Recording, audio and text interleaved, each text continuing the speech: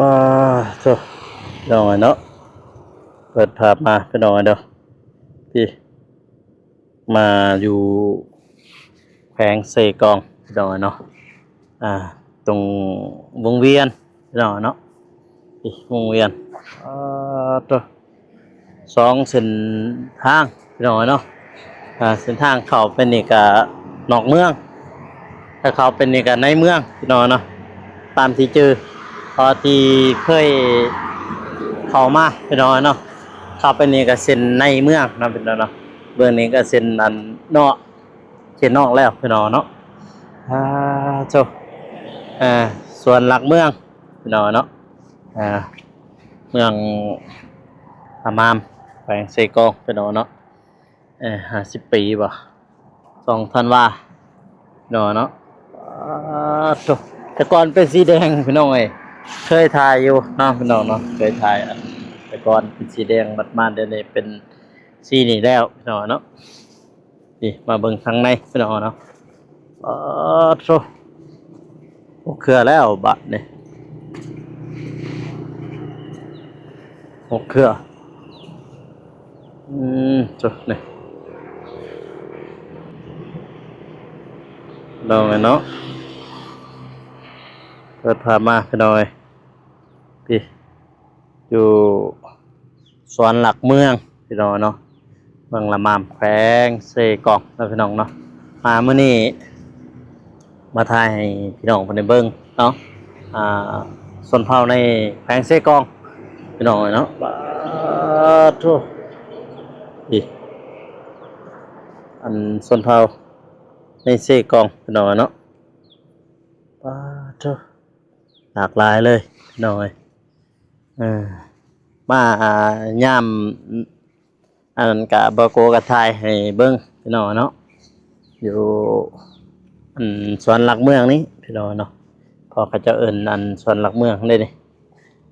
เมืองละมามแขวงเซกองเปิดภาพมาเด้อพ่อแม่พี่น้องเด้อก่อนอื่นหมดกะ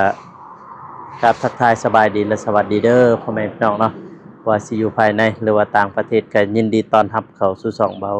ประธานโกนำพี่น้องเนาะchannel พี่น้องเนาะ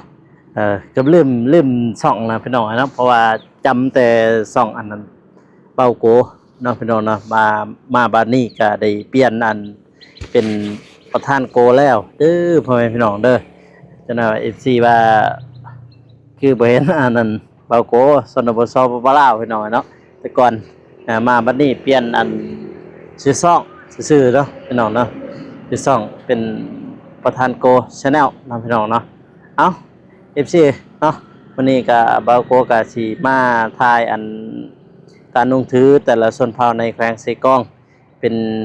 ครั้งที่2แต่ว่าแต่ก่อนหน้านั้นก็เคยถ่ายพี่น้องเนาะเดี๋ยวสิถ่ายให้พ่อแม่พี่น้องเพิ่นได้เบิ่งให้นี่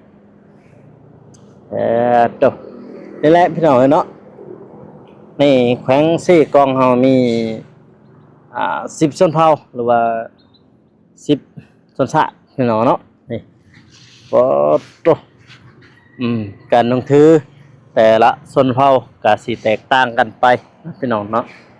มีแนวนั้นแนวนี้พี่น้องเนาะเพราะว่าในลาวใต้พี่น้องเนาะมีหลายชนเผ่าพี่น้องเนาะในลาวใต้แต่ว่าแต่ละแขวงมันก็จะมีชนเผ่าอีกชนเผ่าน้องพี่น้องเนาะมีจักชนเผ่าคือง่ายๆคือแน่ตะปือมีจักชนเผ่าเนาะแต่ว่าเฮาก็บ่ได้ฮู้ปานใดทางอัตตปือนั่นพี่น้องหรือว่าทางปากเซมีจักชนเผ่าพี่น้องเนาะแล้วก็สารวันมีจักชนเผ่าเซกองมีจักชนเผ่าพี่น้องเนาะแบบนั้นพี่น้องเนาะแต่ละชนเผ่าก็คือเห็นเนาะพี่น้องการนุ่งถือเขาก็แตกต่างกันไปแต่ก่อนก็กูก็เคยพายเนาะพี่น้องเนาะแต่ช่วงย่ำแรกพี่น้องเนาะเคยถ่ายอยู่มาบัดนี้ก็ย่ำฤดูฝนพี่น้องเอ้ยแต่ว่าเสียวหกแน่เด้อพี่น้องเด้อเสียวหกแน่จักหน่อยหนึงเนาะแปลว่าเขาเจ้าย่ำมีบุญมีงานเขาเจ้าจึงอนามัยพี่น้องเนาะฮอดวันงานอีหยังเขาเจ้าจึงมาอนามัยแบบน้องเนาะ มาเบิ่งอันชุดชนเผ่าทมิตรเลยเนาะพี่น้องนะเบากว่าสิเรียนไปจังสีเลยพี่น้องเนาะชุดชนเผ่าทำอิฐก็คือชุดชนเผ่าตะเลียงน้องพี่น้องเนาะตะเลียงนี่การนุ่งถือกับสิแตกต่างกันไปน้องพี่น้องเนาะแต่ละอันชนเผ่าเพราะว่าทั้งชนเผ่าตะเลียงการนุ่งถือเขาแบบนี้พี่น้องนะแต่สมัยตะกี้นี่แหละการนุ่งถือใช่ก็สิมีอ่าช่างเกินแนวเมียนผ้าในยังนี่แหละพี่น้องเนาะหรือว่าบ้องยาสูบเพิ่นบ่แบบนั้นแหละอันนั้นก็บ่แน่ใจเนาะพี่น้องเนาะเพราะว่าส่วนน้อยแล้วสิได้เห็นการนุ่งถือแบบนี้เนาะพี่น้องเนาะนี่ส่วนน้อยหลายแต่ว่าผู้หญิงก็มีลูกปัดแล้วก็กระผ้าน้ำพี่น้องเนาะเพิ่นสีเจ๊กระผ้าทั้งหลังนี่ก็นุ่งสินนุ่งกระแพร่นั่นนะพี่น้องเนาะนี่อันนั้นคือการนุ่งถือของอันชนเผ่าน้ำพี่น้องเนาะชนเผ่าอันตะเลียงเนาะนะมาต่อกันที่ชนเผ่าละวีพี่น้องเนาะการนุ่งถือก็สิแตกต่างกันไปหลายอย่างพี่น้องเนาะฝ่ายชายมีเจียวตะคอหรือว่าเป็นมีเป็นผ้าเลยพี่น้องเอ้ยแต่ก่อนสมัยแต่ก่อนน้องพี่น้องฝ่ายหญิงก็การนุ่งถือก็มีศีลมีหยังนี่แหละพี่น้องเนาะมีกับผ้าคือกันเห็นบ่กับผ้าแต่ละลวดลายก็ต่างกันเด้อพี่น้องเด้อนี่คือชนเผ่าลาวีน้องพี่น้องเนาะแต่ปัจจุบันนี่ก็บ่ฮู้ว่าเขาเจ้ายังนุ่งถือแบบนี้บ่นะแต่ละชนเผ่าเพราะว่าลาวีนี่จักอยู่เขตใดอันนั้นก็บ่ฮู้ปานใดน้องพี่น้องเนาะว่าอยู่เขตใดมาต่อจังชนเผ่าที่3พี่น้องเนาะชนเผ่าซวยนี่อันนี้ก็สิน่าจะแม่นเป็นเล็กแวกเล็กยังนี่แหละพี่น้องเนาะเล็กแวกเสียหยาแต่ว่าทั้งผู้หญิงก็สิบ่มีกระพาเด้อพี่น้องเด้อเห็นบ่มีกระพาอีหยังแตกต่างเนาะพี่น้องเนาะฝ่ายชายก็สินุ่งถือแบบนั้นพี่น้องเนาะพี่แต่ว่าเขตที่เขาเจ้าอยู่ก็เขตนอกๆพุ่นแหละพี่น้องเนาะเขาเจ้าอยู่ส่วนเผ่าส่วนลายเขตนอกพี่น้องก็อยู่มาต่อกันที่ชนเผ่าละเวนเนาะชนเผ่าละเวนก็บ่มีหยังเลยพี่น้องเนาะบ่มีหยังในการนุ่งถือพี่น้องเนาะพี่ฝ่ายชายฝ่ายหญิงก็บ่มีอีหยังในการดำรงชีวิตเนาะพี่น้องเนาะนี่วางเปล่าเลยชนเผ่าละวีชนเผ่าละเวนแม่นชนเผ่าละเวนมาต่อกันที่ชนเผ่าลาวพี่น้องเนาะชนเผ่าลาวได้ก็สิอยู่ในเขตอันพม่ามนี่แหละเขตไส้กรองเฮานี่แหละพี่น้องเนาะนี่การนุ่งถือเห็นบ่นี่สุดชนเผ่าลาวเด้อพี่น้องเด้อก็ผู้ใดอยากเห็นนั่นรูปแบบอันตัวจริงที่เขาเจ้าใส่ในงานแต่งงานเนาะพี่น้องในงานแต่งดองนั่นน่ะเช่นแบบนี้แล้วก็เจ้าหนังสือเป็นชุดเดิมของชนเผ่าลาวเลยเนาะพี่น้องเนาะนี่ฮอดปัจจุบันนี่เขาเจ้ายังใส่อยู่เนาะพี่น้องเนาะแบบนี้นี่ส่วนอันชาวหลักเมืองพี่น้องเนาะชาวหลักเมืองแต่ละลวดลายเขาเจ้าสิแต้มคือกันนะตามนะเห็นบ่แต่ไปเบิดเลยมาต่อชนเผ่ากระตูชนเผ่ากระตูก็คือเขตบ้านกันดอนน้องพี่น้องเนาะบ้านพงไว้บ้านน้องซาลีบ้านน้องเดิมแม่นเบิดแหละพี่น้องเนาะชนเผ่ากระตูนี่แหละยามมีคลองประเพณีเขาเจ้าสิใส่ว่าการนุ่งถือน้องพี่น้องเนาะในหิดคลองเขาเจ้านี่มีลูกปัดข้างในพี่น้องนะเบิ่งนี่แหละการนุ่งถือการดำรงชีวิตเนาะพี่น้องเนาะจะแตกต่างกันไปการนุ่งถือมีกระผ้าและลูกปัดแล้วก็ตะคอบ่หรือเกี่ยวอีหยังนี่แหละพี่น้องทุกอย่าง มาต่อที่ชนเผ่าอ่าแงะพี่น้องต้นเผาเกลียงหรือว่าแงะน้องพี่น้องเนาะมีน้ำหลังน้ำนี่มีนางธนูแล้วก็อ้าวอย่างน้อน่ะเนาะอ่าเหงาบ่เลยอย่างนี่แหละอย่างแล้วก็พายิ่งน้องพี่น้องเนาะก็บองขลามคือเก่าพี่น้องเนาะกับคือกันกับอันกระตูแล้วก็ลาวีแต่ว่าลาวีบ่มีเนาะลาวีบ่เห็นมีพี่น้องเนาะพี่อันลาวีสำเภาแงะก็คือกันกับสำเภากระตูมีกอกยาสูบพี่น้องเนาะกอกยาสูบค่ะ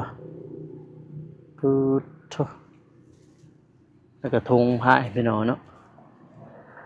มาต่อกันที่สำเภาตะโอยตะโอยนี่น่าจะแม่นอยู่ทาง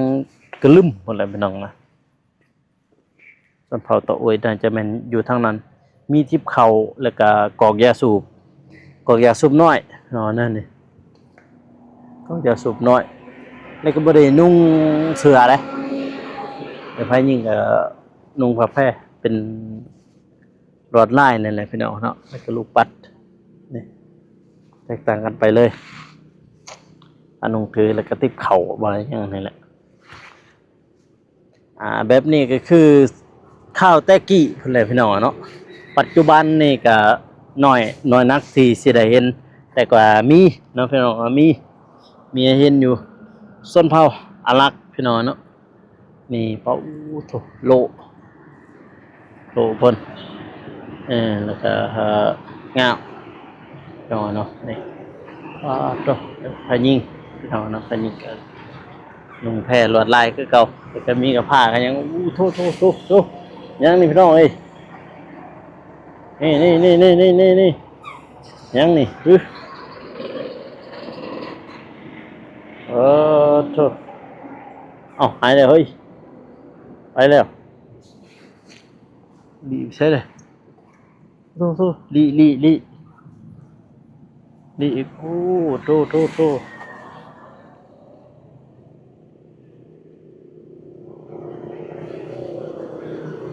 ตัวยังไงตัวขี้เกียจเบอร์อะไรยังไงเด้อก็ประมาณนั้นพี่น้องเนาะรีวิวคร่าวๆให้พี่น้องคนในเบิ้งมาต่อส่วนเผาสุดท้ายพี่น้องมีโทษเจออีกแล้วอู้โช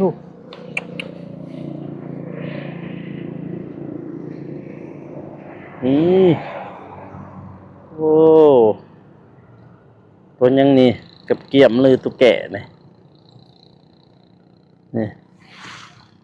เพิ่งกันลงถือน้องพี่น้องเนาะมีกอกมีตะขอแล้วก็พาแพร่พายบาแต่พายยิ่งกับทั้งพายกะเจาะเลยว่ากระผ้าน้องพี่น้องเนาะแต่ว่าส่วนเผาแยะนี่คือส่วนเผาละเว้นเนาะพี่น้องเนาะมีตะขออยู่อันขาพี่น้องตะขอเลยอีกอย่างนึงแหละเขาเจ้าคนเดีต้นพอละเวทนั่นนะมีตะคอเนี่ยเห็นไหมมีตะคอนำขาพี่น้อง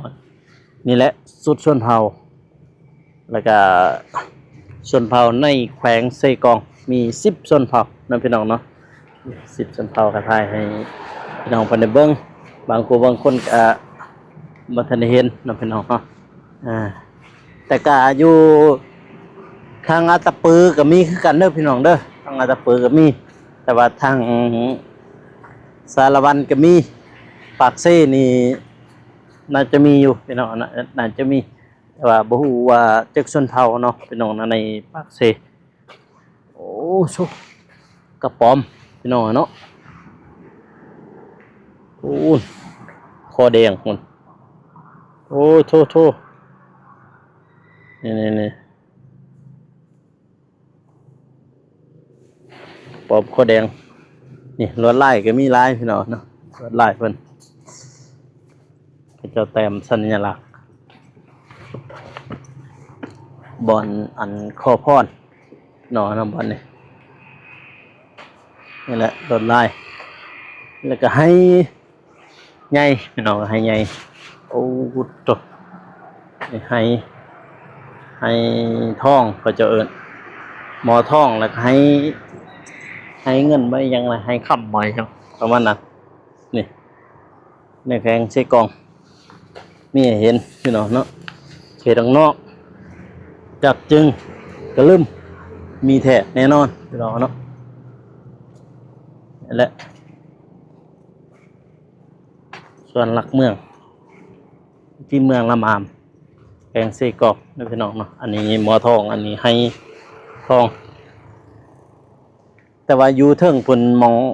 อันสังชวนอนุสาวรีย์อยู่เทิงพี่น้องเนาะเบื้องผากเบื้องเทิงเบื้องมาเบื้องนี้ก็เป็นส่วนลายยามแรงเขาเจ้าสิมาแลนลินอยู่เทิงพุ่นพี่น้องเนาะขึ้นผากเบื้องเทิงเป็นยามนี้ฤดูฝนยามแล้วตอนขับฝนตก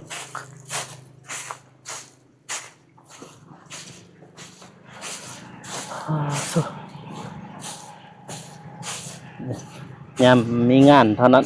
ท่านอาจจะเสียอนามัยยามมีงานยามมีบุญบ่จังซั่นอาจจะสิมาอนามัยแปลงให้มันงามพี่น้องเนาะฮอดพี่น้อยอันนี้ก็ถ่ายให้พี่น้องเพิ่นได้เบิ่งได้ชมเนาะส้มเผาในแขวงเซกองพี่น้องเนาะถ่ายให้พี่น้องเพิ่นได้เบิ่งได้ชมเนาะพี่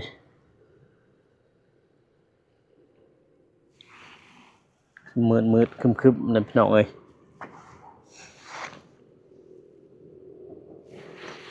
เอา